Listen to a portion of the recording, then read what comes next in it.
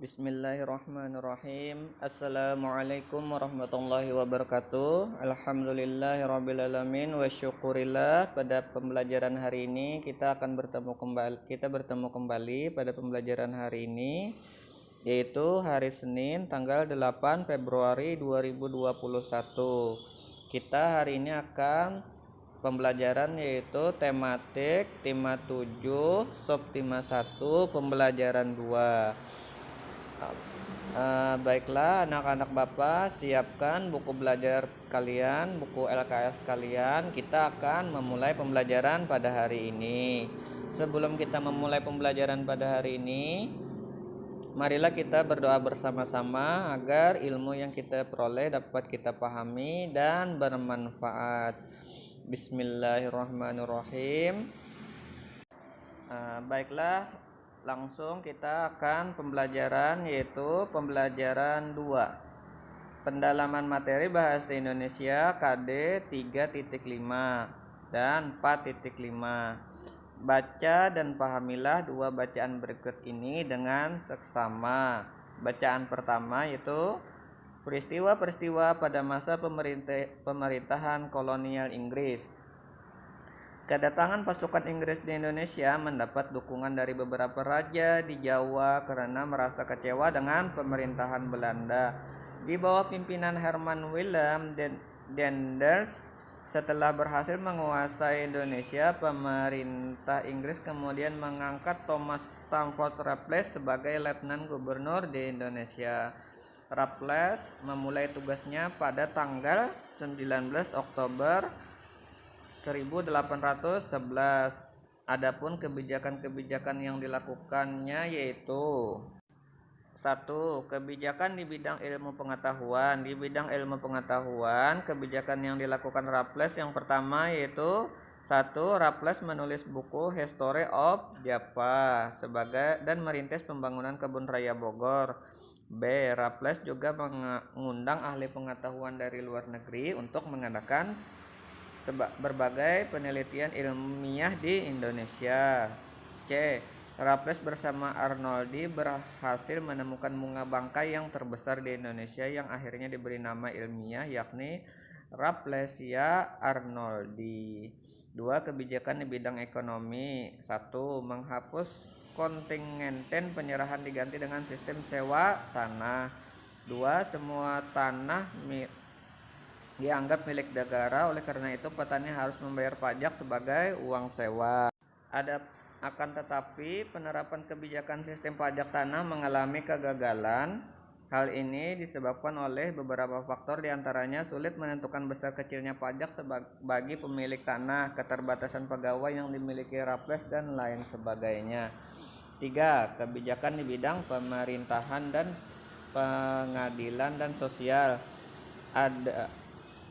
Adapun kebijakan yang dibuat Raffles di bidang pemerintahan, pengadilan dan sosial sebagai berikut.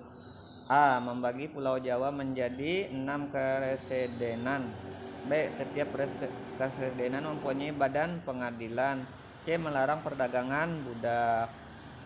Lanjut kita ke bacaan yang kedua, peristiwa-peristiwa pada masa pemerintahan kolonial Belanda.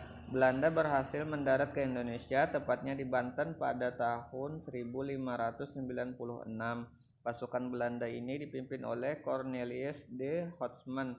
Akan tetapi kedatangan pasukan Belanda ini tidak mendapat sambutan yang baik oleh penguasa Banten.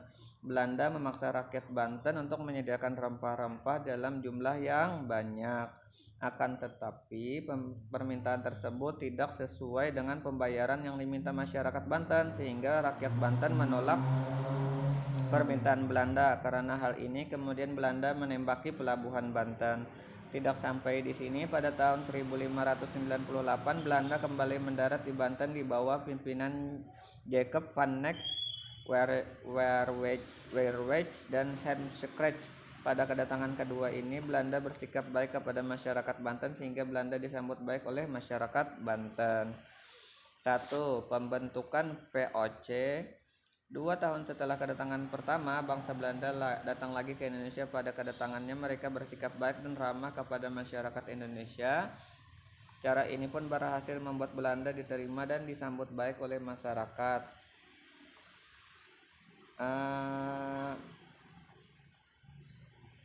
Untuk menghindari pertikaian yang lebih parah, pada tanggal 20 Maret 1602 dibentuklah Perkumpulan Dagang Hindia Timur dan Verenigde Oost-Indische Compagnie atau POC. Adapun tujuan dari pendirian POC adalah: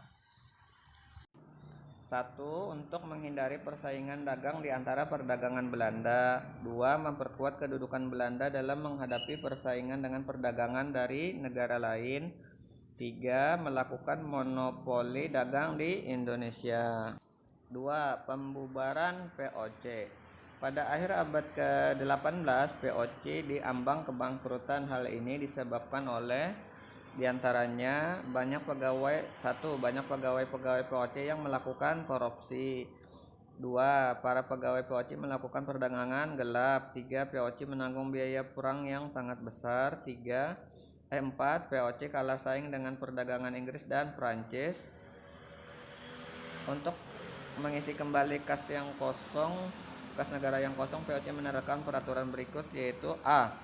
Perpelage leverentes atau penyerahan wajib pajak. 2. Frenger stelsel, yaitu aturan yang mengharuskan rakyat menanam kopi. Namun aturan tersebut tidak berjalan sesuai harapan karena korupsi tetap merajalela. Akhirnya POC dibubarkan pada 31 Desember 1799. Pengalihan kekuasaan POC kepada Kerajaan Belanda.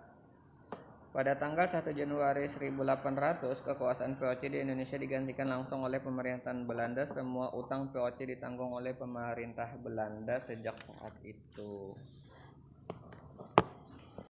Indonesia diperintah langsung oleh pemerintah Belanda. Pemerintah Belanda atas wilayah Indonesia ini berlangsung sampai tahun 1942.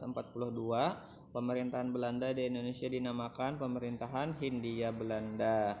Pada tahun 1806, Napoleon Bonaparte berhasil menaklukkan Belanda. Napoleon mengubah bentuk negara Belanda dari kerajaan menjadi republik. Napoleon ingin memberantas penyelewengan dan korupsi serta mempertahankan Pulau Jawa dari Inggris.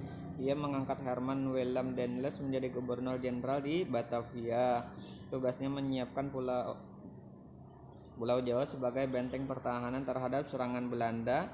Daendels juga bertugas memperbaiki keadaan di Indonesia. Untuk mencapai tujuannya, Daendels mengambil langkah-langkah sebagai berikut, yaitu: 1. Mendirikan benteng-benteng pertahanan. 2. Membangun pabrik senjata. 3. Membangun pangkalan armada laut. 4. Menambah dan memperkuat pasukannya yang anggotanya termasuk orang-orang Indonesia. 5. Membangun jalan raya Anyer Panarukan sepanjang 1100 km.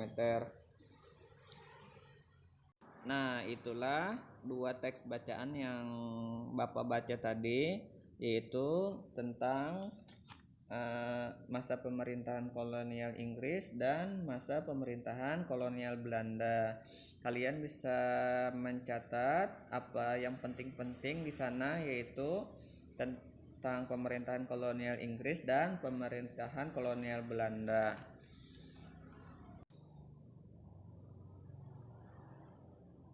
Selanjutnya yaitu kita akan pendalaman materi IPA KD 3.7 perubahan wujud benda. Pada pembelajaran sebelumnya kita sudah mempelajari yaitu benda padat, cair, dan gas. Setiap benda bisa mengalami perubahan wujud dengan cara yang berbeda-beda. Adapun perubahan wujud dari ketiga benda tersebut yaitu langsung saja: 1. Perubahan wujud benda padat. 1. Mencair. 2. Menyublim. Mencair yaitu benda padat bisa saja mengalami perubahan wujud dengan mencair. Mencair adalah perubahan wujud benda padat menjadi benda cair akibat suhu panas. Adapun contoh perubahan wujud ini yaitu: 1. Ketika makan es krim, tidak lama kemudian es krim akan meleleh dan mencair, itu dikarenakan ada suhu panas. 2. Ketika kita memasak menggunakan mentega yang awalnya berbentuk padat, dipanaskan lalu meleleh. Yang ketika kita menyalakan lilin, maka lilin akan terbakar dan meleleh. Di antara 3 contoh tersebut yaitu diakibatkan dari suhu panas. Yang kedua tadi menyublim. Selain mencair, benda padat juga dapat mengalami perubahan bentuk dengan cara menyublim. Apa itu menyublim? Menyublim adalah perubahan wujud benda padat ke benda gas. Adapun contoh peristiwa ini, kita bisa menyimpan kapur barus atau kamper ke dalam lemari pakaian. Lama kelamaan kamper tersebut habis menguap dan menjadi gas. Contohnya yaitu kapur barus yang kita taruh di dalam lemari pakaian yang kemudian berubah menjadi gas. Nah, itulah contoh dari menyublim. Selanjutnya perubahan wujud benda cair. Tadi sudah benda padat, sekarang benda cair. Apa itu benda cair?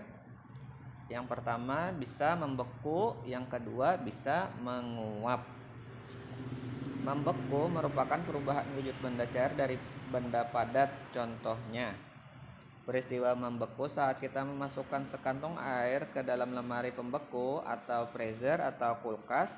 Air di dalam kantong tersebut kan bentuknya cair.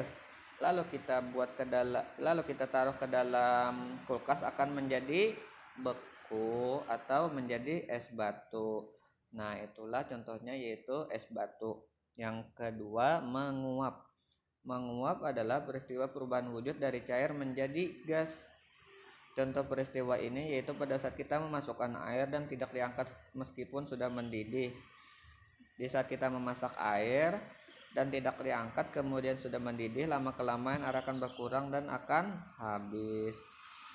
Contoh lain, pada pakaian basah yang menjadi kering saat kita jemur di bawah terik matahari akan menjadi kering karena air tersebut yang ada di pakaian kita menguap ke udara. Selanjutnya nomor 3, perubahan wujud benda gas. 1. Mengembun. 2. Menghablur. Mengembun yaitu adalah perubahan wujud benda dari gas menjadi cair. Contoh perubahan ini yaitu saat kita menutup air panas dalam panci dengan piring, maka piring yang digunakan untuk menutup tadi akan meneteskan air. Air ini berasal dari uap yang berubah menjadi air. Peristiwa ini yang disebut dengan mengembun. 2. Mengablur. Mengablur adalah peristiwa perubahan wujud benda gas menjadi benda padat. Adapun contoh dari peristiwa ini pada kawah belerang. Pada kawah gas berbelerang, di dinding-dinding kawah tersebut terdapat gas-gas belerang yang telah menjadi kristal-kristal belerang. Selanjutnya kita akan pendalaman materi SBDP KD 3.2, bernyanyi lagu wajib. Pernahkah kamu menyanyikan lagu kebangsaan? Tentunya kamu pernah menyanyikan beberapa lagu kebangsaan. Lagu kebangsaan atau lagu wajib adalah lagu-lagu mengenai perjuangan dan nasionalisme bangsa. Lagu wajib juga berisi tentang peristiwa perjuangan kemerdekaan atau berisi tentang perjuangan para pahlawan yang telah berjuang melawan penjajah. Adapun tujuan menyanyikan lagu wajib adalah untuk menanamkan pada setiap warga negara suatu bangsa agar mempunyai sikap patriotisme, cinta bangsa atau nasionalisme, serta rela berkorban untuk kejayaan bangsa dan negara. Biasanya lagu wajib menggunakan irama yang penuh semangat atau berupa himne. Tema lagu wajib adalah Cinta Tanah Air Indonesia. Ada banyak lagu wajib, salah satunya lagu Rayuan Pulau Kelapa. Lagu ini diciptakan oleh Ismail Marzuki yang berisi tentang keindahan alam Indonesia, baik dilihat dari kepulauannya, jenis floranya maupun pantainya. Berikut lirik lagu Rayuan Pulau Kelapa. Nah, di sana ada yaitu Rayuan Pulau Kelapa dari Ismail Marzuki. Untuk liriknya kalian bisa membaca ataupun menyanyikannya. Contoh beberapa lirik yaitu tanah airku Indonesia, negeri elok amat ku cinta. Tanah tumpah darahku yang mulia, yang ku puja sepanjang masa. Tanah airku aman dan makmur, pulau kelapa nan amat subur. Pulau Melati pujaan bangsa sejak dulu kala.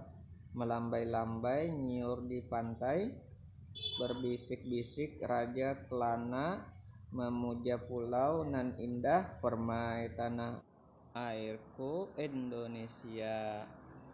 Nah, sampai di sini pembelajaran dari Bapak. Semoga pembelajaran ini bisa kita pahami bersama-sama. Assalamualaikum warahmatullahi wabarakatuh.